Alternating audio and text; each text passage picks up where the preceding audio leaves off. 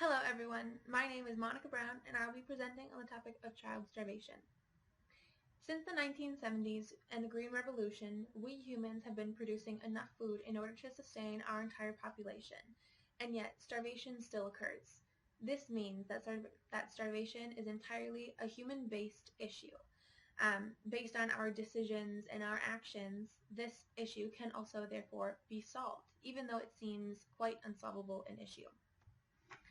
Starvation is huge and affects many people. Last year it affected 795 million people to be exact, which works out to be about 1 in 9. The vast majority of these people come from developing nations, where anywhere between 20 to 33% of a nation's entire population can be suffering from malnutrition. Unfortunately, the vast majority of these are also children. Looking specifically to child mortality, about 1 in 3 child deaths are related to malnutrition issues, although many of them are not labeled as such.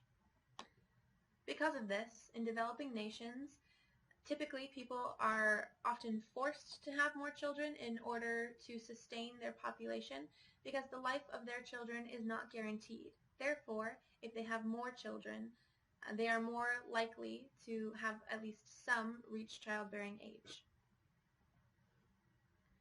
Within the first 2 years of life, the majority of what children will be consuming will be milk, which is great because milk provides vitamins A, D, E, K, and B, plenty of fat for energy, and protein for cell growth to support the immense amount of growth that children face. It also provides plenty of iron, which develops their physical stature and also their mental stature. Unfortunately, if a mother is not getting her nutritional requirements, therefore her milk is not getting the nutritional requirements either. So sometimes children are not getting exactly what they need.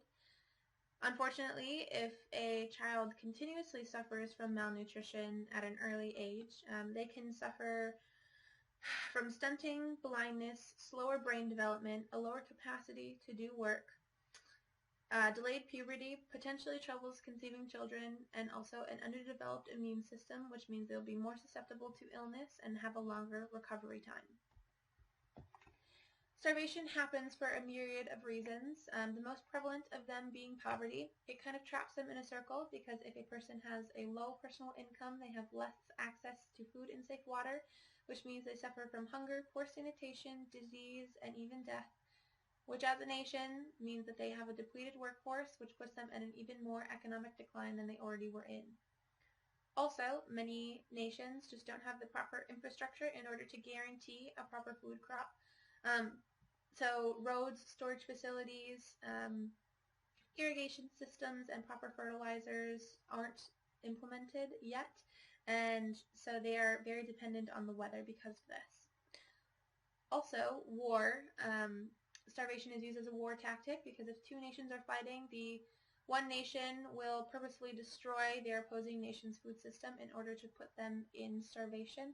And also food waste is very prevalent because in developing nations, the majority of their food is wasted before it hits the plate.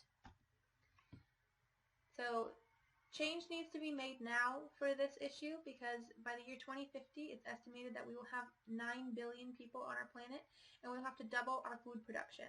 We will also face issues along with climate change, so we will physically have less tillable land to produce food.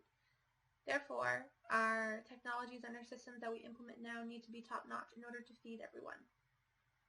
What needs to be done is we need to teach better farming practices to developing nations because their information that they are using is typically 2 or 3 generations behind what we are doing. Also, we as CFAN students have an advantage because we can do research at our top-notch university. We can also study abroad and physically help these people. We can also donate our time or our money to organizations that are helping end this issue. In order for this to end, like I said, human decision is the main effector of this. And because of that, if we make the right decisions, we have the impact and the opportunity to change the course of an individual's life. By giving them food and the proper technology and the tools that they need to escape poverty, we can determine if they are successful and happy in their life. Thank you.